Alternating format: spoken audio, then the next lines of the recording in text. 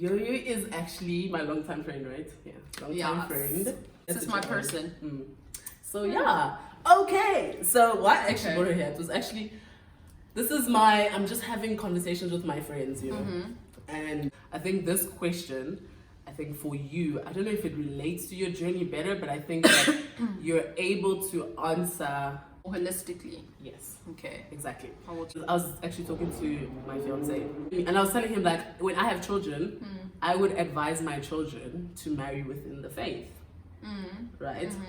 And I was like, I don't, and then he was like, no, G, sometimes you find a guy and he's like in the world. Yeah. And then the Han, because she's in the faith, she kind of directs him to be more in the faith. Yeah, like she pulls him within that direction. Yeah. That direction. And then I said, no, that's a waste of time. So now my child must be the one directing every person.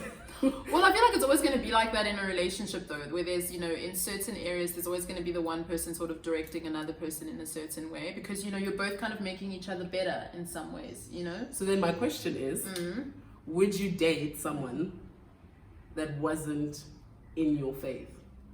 Like date, not just like we're dating, like as in date as in I'd marry you. To marry, yeah. And I'd convert to whatever it is you're in.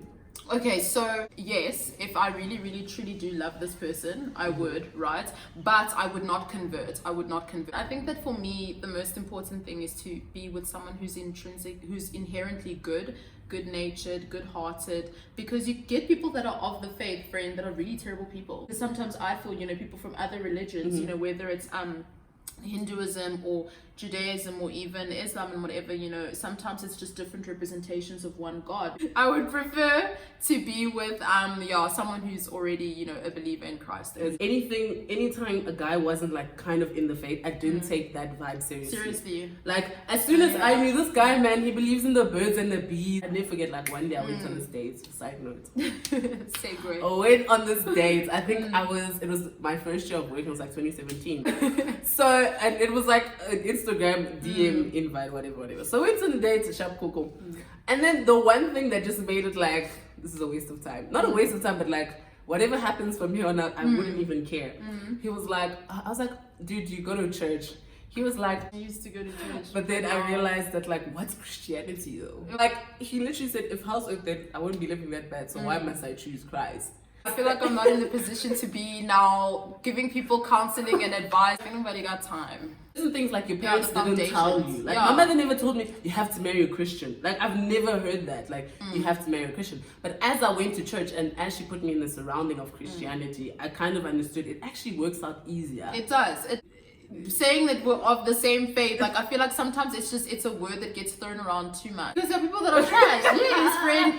Like you get people that are at church, you know, like especially mega churches. I'm not gonna name drop churches, but like very big churches and stuff. Like sometimes it's very much like a social event. People are just there to see other people, what people are wearing, who people rocked up with, what's going on in your life, whatever. And some communist churches are like that as well.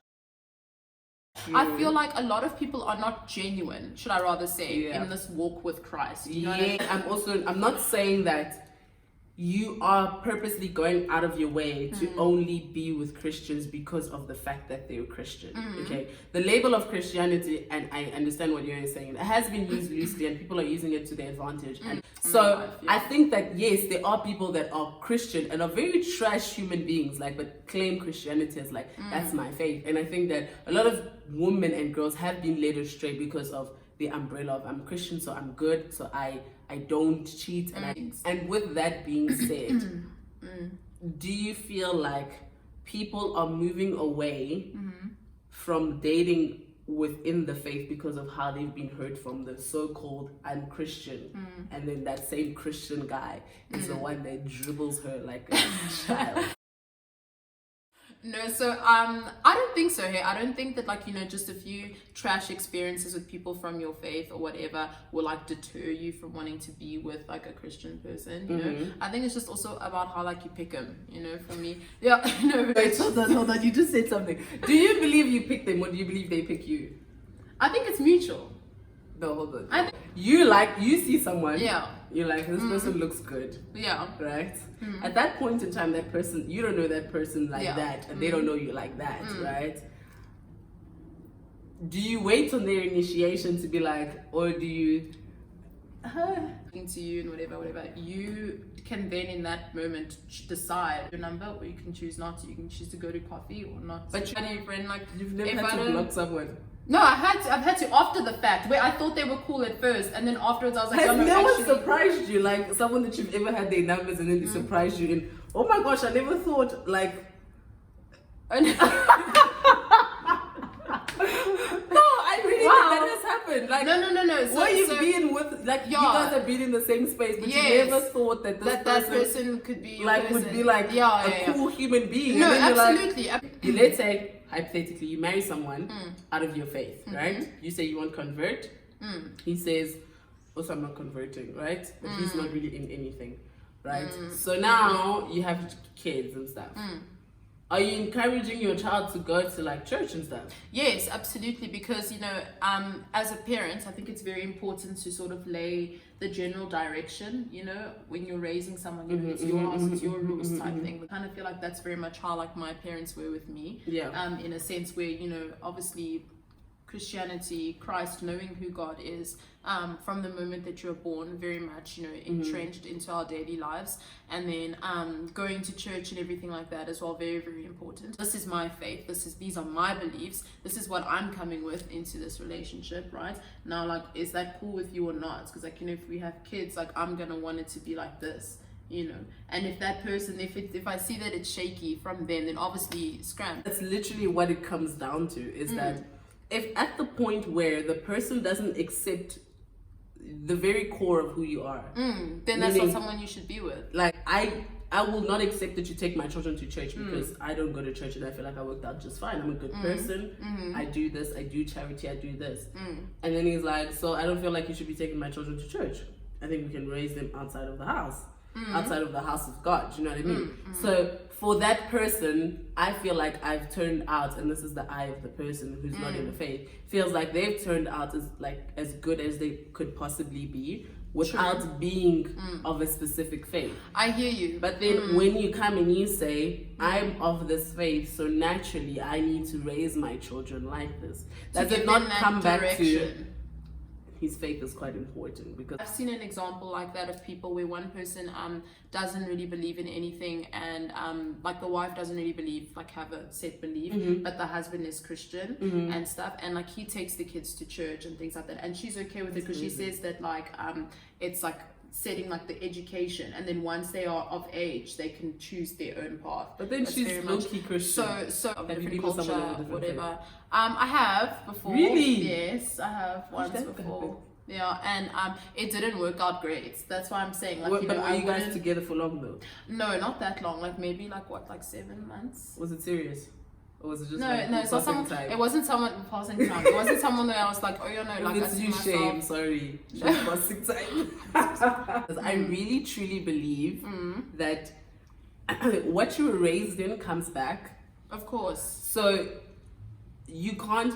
If like your parents put importance to something, like since you were young, even though you hated doing it or whatever, when you grow up, you're gonna keep putting importance on that very thing. So once that continues and that, like, you grow up, you subconsciously just know that if anything happens, I go back to this very important thing that my parents taught me. To that foundation, you know what I mean? When you meet someone that doesn't have that, this is the very important thing, naturally you're just like, so you as in life is just a more serious, because like that, and I really can't identify when I don't know what's your point of surrender. I kneel, like that's my point of I will kneel and cry before Christ because no one else knows. So when I meet someone that's not of the faith, or that's like speaking wishy-washy, I don't know if they're trying to be cool or whatever. Yeah, trying to sound deep. Exactly. You know. I feel like at this point I can't take you seriously. Like I can't even fall in love with someone. It's almost like you're lost in life. You know what I mean? Like I can't even fall in love with someone that I feel is going this way. I was even speaking to my sister about this, and I was like, you know what annoys me right now, like in life, is that so many like especially Congolese mothers, will be like, oh my gosh, as a woman, you need to just be in the faith and like love Christ. And then you'll teach your husband to just be in the faith and love Christ. You need to be with someone who already has that sense of direction. That's a full-time job. And I'm tired of that narrative, because so much often what happens is that there's this dialogue that we as women, especially Congolese women, need to be able to give our all and just like, set everything down for our men and for our kids, you know what I mean? Definitely. If there's someone that has to compromise, it's always going to be us, If he's a cheater, you just have to sort of work things out, or figure out why he's cheating, or like try to keep him here, or dude, or if he's hitting you, you get mothers and stuff that'll be like, oh, but you can't leave him because it's a shame on us, like divorce is shameful, oh, like it's shameful until one day he's gonna kill you, but like also think about what you did, what did you do to upset him, or whatever. You see that kind of dialogue, that's why I feel like it's very dangerous, because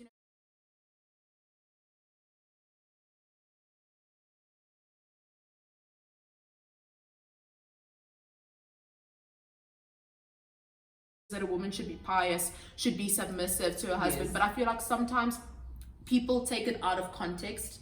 I feel like I don't think God meant you need to accept tout et rien. Like if your man says it's 5 a.m. but it's actually 6 p.m., what he says goes. Nah, you can't be that kind of hand in life also. And side story. So at the time Van was doing makeup for like this bride. And this bride is like, guys, can I just tell you this? Many stories here when I just listen to it. Like, it's actually really sad, right? So like her husband, when they first like got married, like he was very abusive, and then it was only now that he's like become better. And the thing that literally really triggered me was that the family knew he was like abusive, like his sisters, because like she was here with his sisters, like, and they knew he was like abusive. And I'm just like, we can't be in the faith and know that like our brothers or our cousins are like abusing their wives, but we'll still go to church and pretend that, oh no, they're living a Christian life. Situations that are like that, where people are like, okay, this guy's cheating on me and he's hitting me and whatever, but I feel like I can't leave him. Why? Because I depend on him financially. Like, I literally went from that situation where my parents were doing everything for me, and now I got married, my man's just doing everything for me, which please avoid, because, as much as men are great and whatever, and you find your person, men can also be very resentful, in the sense where you might have an argument and he'll throw stuff out like, oh, well, if it wasn't for me, you wouldn't have this and this and that, you know what I mean? Like, if it wasn't for me. So, like, if you can maintain yourself, then don't... At any point, if he's doing it, it's because he wants to and you're letting him, but not because it's like, oh, if he doesn't do it, you're stuck. Definitely. Never be in a position where you're stuck. If in the beginning of time, and I'm sorry to go deep like that, like this is how I'm going deep. If in the beginning of time the word came to man, and man, I mean my man, like as in Abraham, the father of the faith, right? Why is it that in the 21st century it's become the mothers need to be the mothers of the faith? Like, I think men need to go back to their roles. Like, the faith was always with you. Like, you need to take accountability for being the leader of the faith. And now it's becoming a thing of women are pushing men to faith. And I really don't, I don't feel like we're progressing. This whole thing of like, I can change him. This whole thing of like us now having to be sort of complete people on our own, but being able to accept men that are damaged. No, I don't want to change it. I think the problem that I have is when we're paying each other back. So the more I feed you, the more you buy me purses, or the more you buy me purses, the more I understand you're cheating. Do you know what I mean? Like that financial exchange of my care for your wealth. I think that's wrong. We're in a society where both people are getting money. I think some people, like the male, needs to start becoming a little bit more caring and a little bit more understanding. Because most of us don't actually need your money, like, to be completely honest. And that's true. Many of us, we're not in the generation of our parents who are very much so, not all our moms and stuff had the opportunity to study, or people got married very young and stuff. No, we're in a position where, we got that chance to study. We kind of are on our own 2 feet, and it's like, okay, I'm with you because I want to be with you, and not because I need to. Exactly. And I feel like that like, I understand that, at the end of the day, like, men need to feel like men, in the sense that they like to feel like they're providers, they like to feel needed and wanted, and that's great. But at the same time, also know that if I'm here by choice, and if I'm staying by choice and not by circumstance. And I was speaking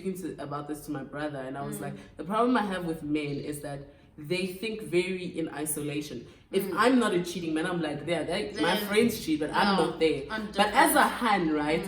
If your friend cheats, and you've told her, "Ja, stop cheating," and she continues, you'll disassociate.